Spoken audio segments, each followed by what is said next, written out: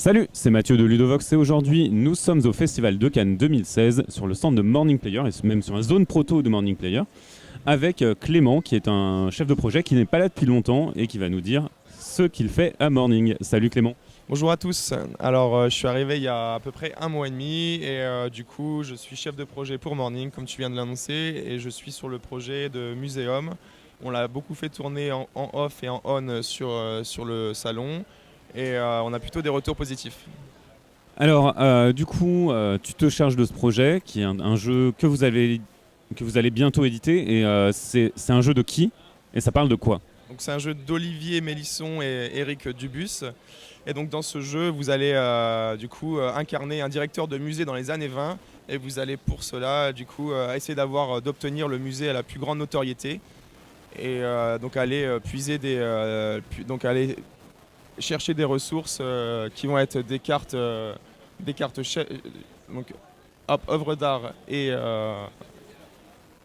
œuvres d'art un peu sur tous les continents.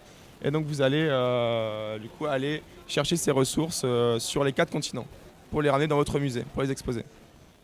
Alors du coup c'est un jeu à points de victoire puisque je vois qu'il y a une piste de... Ça va plus être un timer que des points de victoire parce que lorsque vous allez exposer des œuvres d'art ou des chefs-d'œuvre, vous allez marquer des points, mais la donne va être redistribuée en fin de jeu lorsque vous allez compter vos combos que vous avez mis sur votre musée. Donc en fait il y a un mécanisme de collection où on va essayer d'avoir des combinaisons, des familles d'objets.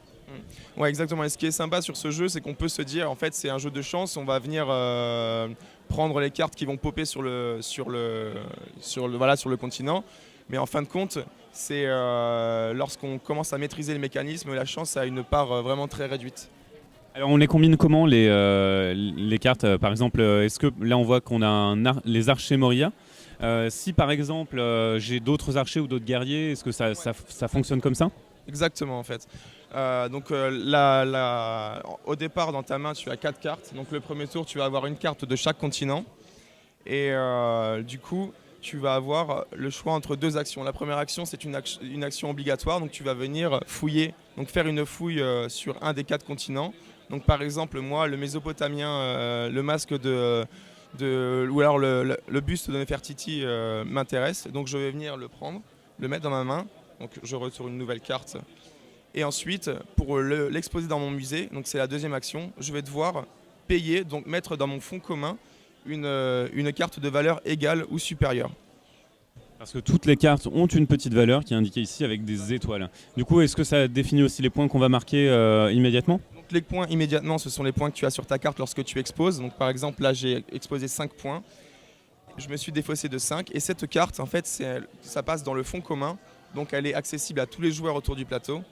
Et à ce moment-là, les joueurs adverses vont pouvoir avoir accès à cette carte du moment qu'ils payent. Donc, par exemple, si je suis là, je vais venir payer 5 dans le fonds commun et je vais pouvoir ramener dans ma main et exposer dans mon musée cette merveille.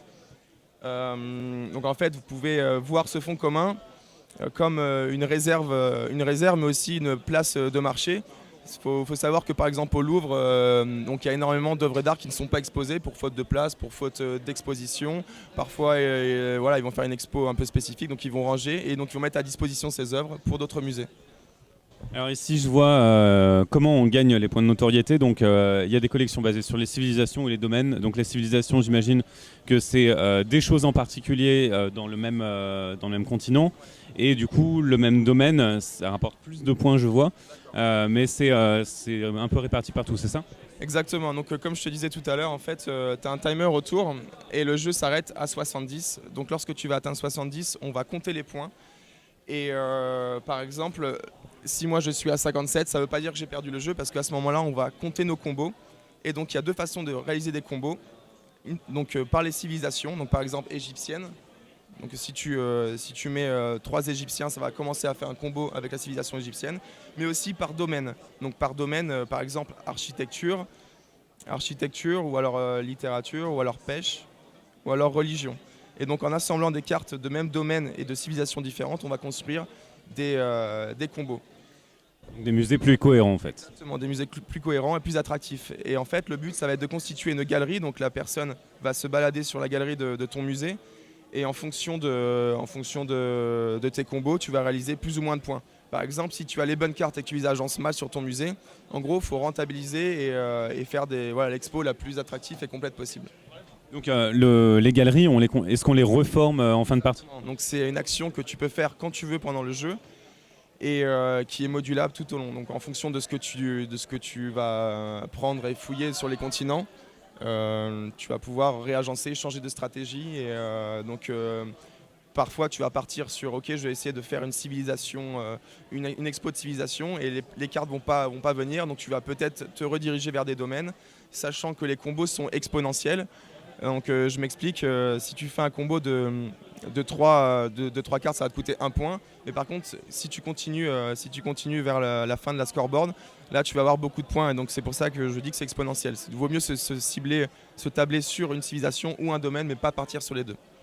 Ok, j'ai d'autres questions bien évidemment. Là, je vois qu'il y a des cartes de notoriété. Est-ce que c'est des cartes à effet ou c'est du score? Et là, il y a des cartes de une, c'est des événements? Exactement, en fait les unes, ça va être des événements qui vont venir rythmer le jeu. Donc tous les 10, quand le premier passe la case, il y a une carte à la une qui va se découvrir. Et la carte notoriété, c'est donc cette carte à la une, en fait, elle va venir soit te faciliter les choses dans un continent, soit t'embêter un petit peu. Par exemple, s'il y a une guerre mondiale en Europe, enfin si c'est la guerre en Europe, du coup, au lieu d'avoir le choix entre 2 cartes, tu vas avoir le choix plus qu'une carte, par exemple. Ou si c'est la guerre, carrément, tu auras le choix, tu pourras plus fouiller en Europe jusqu'à la prochaine carte à la une. Quant aux cartes de notoriété, c'est différent. C'est lorsque tu exposes une merveille. Donc tout à l'heure, tu sais, tu me disais, il y a des cartes, il y a des points de cartes qui vont de 1 à 5.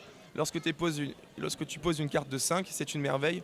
Et donc ça attire énormément de monde dans ton musée. Du coup, tu vas venir piocher une carte notoriété qui va encore plus t'aider à augmenter la notoriété de ton jeu.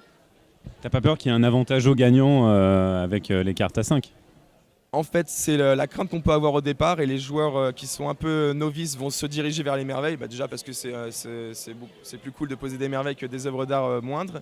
Mais en fait, on va vite se rendre compte que ça coûte assez cher de les poser et on peut tout à fait gagner sans poser de merveilles puisque le but est quand même de faire des combos domaine ou civilisation. Donc ce sera plus facile de faire des combos domaine civilisation avec des cartes inférieures. Exactement. Alors ça sort quand et ça sort comment?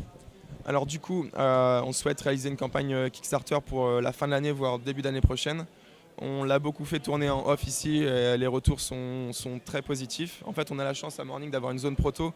Du coup, on l'a fait énormément jouer de jour comme de nuit.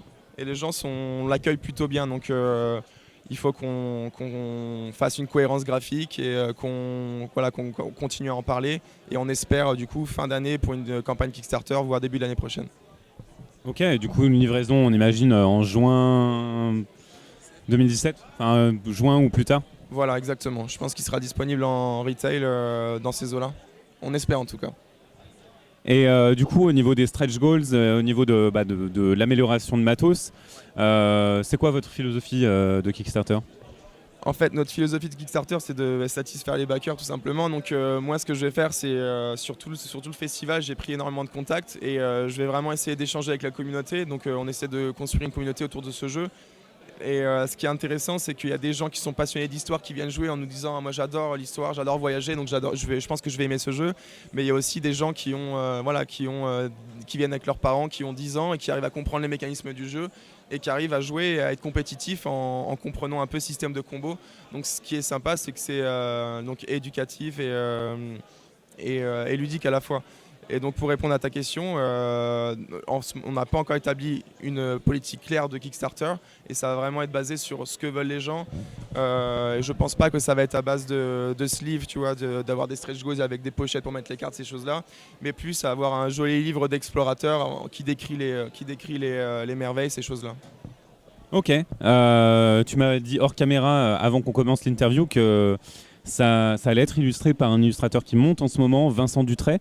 C'est cool que vous l'ayez eu, c'est un bon illustrateur et il fait des trucs très bien en histoire. Exactement, alors moi je l'ai appris il n'y a pas longtemps non plus puisque voilà, comme je t'ai dit tout à l'heure avant qu'on commence la scène, je suis arrivé il y a 1 mois et demi chez Morning. Mais donc c'est Olivier Mélisson et Eric Dubus qui sont les auteurs du jeu, qui ont énormément bossé sur ce jeu, qui du coup ont rencontré cette personne, cet illustrateur et à qui on va travailler quoi. Du coup, j'ai d'autres questions par rapport à ce que tu vas faire après, une fois que tu auras bien planifié, tu auras fini le boulot d'édition sur Muséum et que le boulot avec Vincent Dutray sera lancé, que la campagne Kickstarter sera en route. Tu passes à quoi concrètement? Mais je passe à la distribution du jeu, mais on a un énorme projet qui serait en fait de faire brander le jeu en fonction du musée. Et donc par exemple de faire un muséum Louvre ou de faire un muséum British, donc British Museum. Et donc à ce moment-là, ta galerie sera plus neutre, mais représentera complètement ton musée. Et donc ça, c'est un projet qu'on aimerait bien faire aboutir. Et pourquoi pas, du coup, le distribuer dans ces endroits-là, au Louvre ou au British Museum. Donc pour cela, donc, comme tu dois t'en douter, il y a des droits. Et donc voilà, faut voir si c'est possible déjà. Mais en tout cas, ce serait le projet. De vraiment donner une identité graphique du jeu en fonction du musée dans lequel on veut l'implanter. Donc faire rentrer le jeu de société dans des endroits où il n'est pas encore implanté, ce qui est peut-être une bonne idée. Ouais, exactement, c'est ça. T'as tout compris. Ok, ben écoute, merci beaucoup de nous avoir parlé de tout ça. C'était super chouette. Merci Clément. Bah, merci d'être passé et puis venez jouer à l'occasion. En tout cas, tous les gens adorent. Avec plaisir. Bah, on se dit à bientôt sur Ludovox. À bientôt. Salut.